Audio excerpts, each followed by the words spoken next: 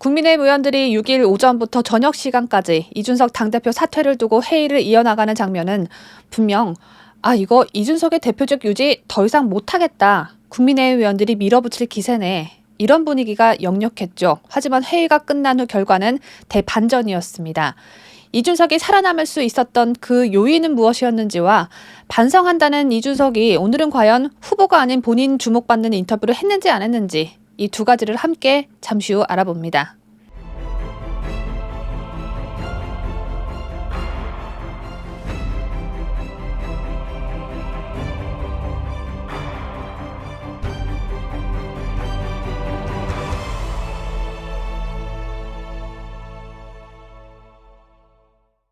이준석이 택시 운전 면허증을 가진 사람으로서 윤석열 후보님을 손님으로 모셔도 되겠습니까? 라며 가진 아양은 다 떨어제끼면서 대선 후보와 당대표 갈등은 봉합되는 듯 보였죠. 하지만 그 여지는 계속되고 있습니다. 이준석 사퇴를 압박했던 대표적 초선 의원 박수영 국민의힘 의원이 의총의 실제 상황을 국민의힘 지지자들에게 속 시원히 전했습니다. 박수영 의원은 7일 라디오 인터뷰에서 전날 격앙됐던 의원 총회 과정을 설명하면서 이준석에 대한 비판적인 분위기를 상세히 전했는데요. 박 의원은 의총에 참석한 의원들이 이준석 대표가 잘했다고 옹호한 분 아무도 안 계셨다라며 즉각 사퇴해야 된다고 하는 여론이 압도적으로 많았다고 했습니다. 화해의 물꼬를 튼 것도 이준석 대표가 아닌 윤석열 후보였다고 설명했습니다.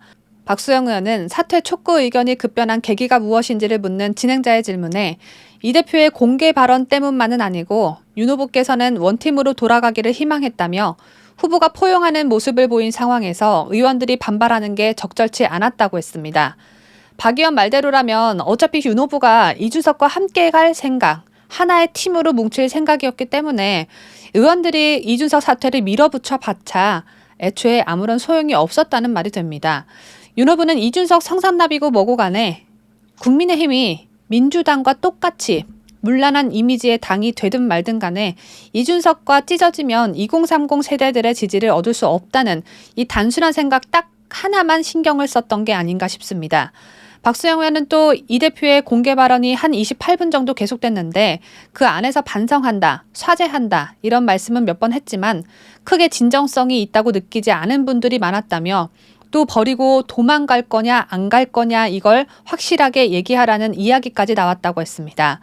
의총장 내에서 이준석 대표의 도망가지 않겠다는 발언이 나오자 비로소 의원들도 박수를 보냈다고 전한 박 의원은 처음에 이준석 대표가 단상에 올라갈 때는 아무도 박수를 치지 않았다면서 또 도망가지 않겠다는 발언 때는 박수가 상당히 나왔다고 했습니다. 이준석이 제 버릇 개 주겠습니까? 고양이한테 주겠습니까? 고작 도망가지 않겠다라는 말 한마디에 박수친 의원님들 죄송하지만 참 한심합니다. 새롭게 구성된 선거대책본부도 이준석의 요구를 상당 부분 들어줬다고 합니다. 박수영 의원은 이 대표가 주장하던 소위 윤핵관, 윤석열 핵심 관계자라고 하는 분들에 대해서 윤 후보께서 싹 정리했다며 충청이라든지 영남 지역에 의존하지 않고 수도권 출신의 전문성 중심의 인사를 꾸렸기 때문에 이 대표 입장에서도 크게 반발하기는 어려운 상황이라고 했습니다. 윤석열 후보가 이준석의 비위를 어느 정도 맞춰줬다는 뜻으로 풀이되는데요. 제가 윤 후보를 비판하게 되면 저는 적당히가 잘 안 됩니다. 비판 수위가 상당해지기 때문에 또 분탕친다는 구독자 여러분의 쓴소리를 들을 수가 있어서 윤석열 후보에 대한 비판은 구독자 여러분께서 각자 해주시길 바라겠습니다. 박수영 의원의 인터뷰를 들은 이준석의 반응이 또 궁금하지 않을 수 없죠. 회의장 분위기를 가감없이 전한 박 의원의 인터뷰에 대해 이준석은 박 의원이 하신 인터뷰 내용이란 것이 당의 화합에 도움이 1이라도 되는지는 한번 고민하라며 박 의원이 의원들 대표할 수 있는 위치에 있는지 모르겠지만 적당히 하라고 했습니다. 이준석은 또 의총에서 평가에 가까운 희한한 말씀을 하셨던데 다들 정신 차렸으면 좋겠다라고 했습니다. 전날 박수영 의원이 더불어민주당 이재명 후보가 사이코패스 양아치인데 우리 당 안에도 사이코패스 양아치가 있다. 당대표란 사람이 선거를 도운 게 뭐가 있나 라고 했던 발언을 문제 삼은 것입니다. 사이코패스 양아치보다 이준석에게 더할 나위 없이 딱 잘 어울리는 말이 있나요, 여러분? 이게 왜 희한한 말이 됩니까? 정신은 이준석 너만 차리면 되는데 어디다 대고 정신을 차리라 마라 하는 건지 모르겠습니다. 그렇다면 이준석은 과연 정신을 차렸을까요? 그건 또 아닙니다. 차라리 계급장 다 떼고 하루에 방송 10개를 뜨면 행복할 것 같다는 생각도 해봤다는 이준석은 고세를 못 참고 오늘 아침에 정부의 어용방송 MBC 라디오 김종배의 시선집중에 출연해 입을 또 나불나불거렸습니다. 이준석은 7일 윤석열 후보의 출근길 인사에 대해 윤 후보가 대표님, 그런데 가서 도대체 인사할 때 뭐라고 해야 되는 겁니까? 라고 묻더라. 저는 보통 아침에는 좋은 하루 되십시오라고 얘기한다고 팁을 드렸다고 했습니다. 지하철 출근길 인사는 이준석이 윤석열 후보에게 제안보다는 숙제로 내준 연습 문제 중 하나였죠. 이준석은 내가 낸 문제를 윤 후보가 열심히 풀려고 노력한 것이라는 점을 우쭐대면서 과시한 것인데 이것도 모자라 이준석은 방송에 패널로 나온 정치평론가처럼 윤석열 후보를 평가하고 나섰습니다.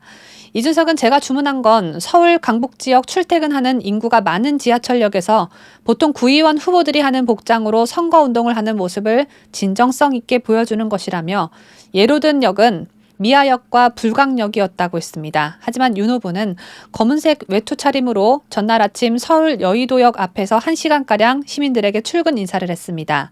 이에 대해 준석이는 그것 자체는 나쁘게 평가하지 않는다며 타박하기 위해 하는 얘기가 아니라 저도 2016년 선거할 때 소위 말하는 1번 이준석 옷 입기 진짜 싫어했다고 했습니다. 그러면서 지금 윤 후보 모르는 사람이 없고 그런 복장을 한다는 것이 사실 큰 결심이 필요한 부분도 있다며 우리 후보가 오늘도 8시 반부터 지하철 타고 이동하는 걸로 알고 있다. 서서히 정치인으로서 적응하고 변화해 나가는 과정이 긍정적으로 비춰질 것이라고 좌파 방송에 나와 평가했습니다.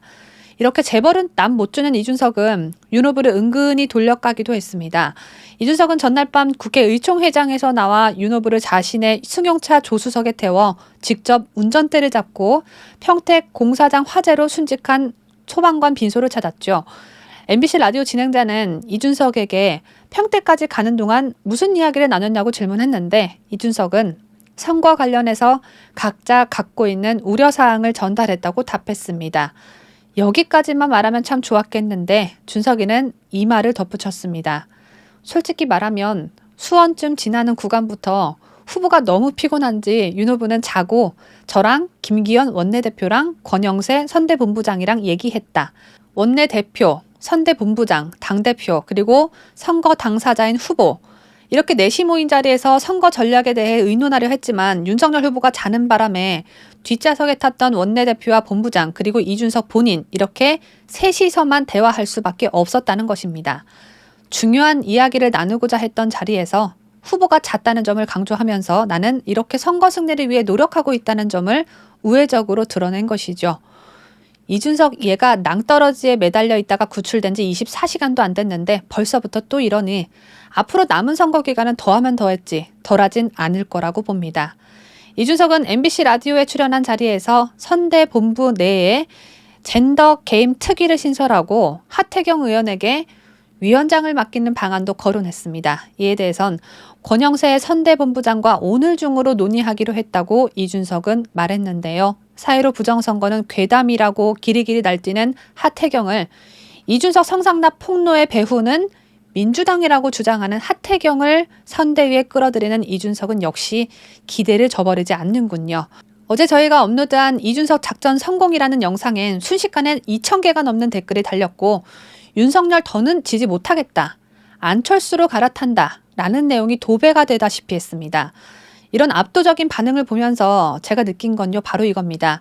이준석을 좋아하는 2030, 40 세대가 윤 후보를 지지한다 한들 성상납 이준석과 반드시 함께 가고자 하는 윤 후보에 실망한 50, 60, 70, 80, 90 세대들이 훨씬 더 많은데 그렇다면 정답은 정해져 있는 것 아닐까요?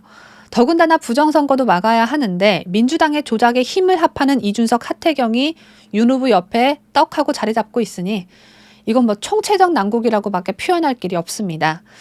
제가 준비한 소식은 여기까지입니다. 부디 저희가 앞으로 이준석에 대한 뉴스보다는 민주당에서 일어난 사건을 더 많이 전해드릴 수 있기를 바라면서 이번 영상은 여기서 마치도록 하겠습니다. 끝까지 시청해주신 여러분 대단히 고맙습니다.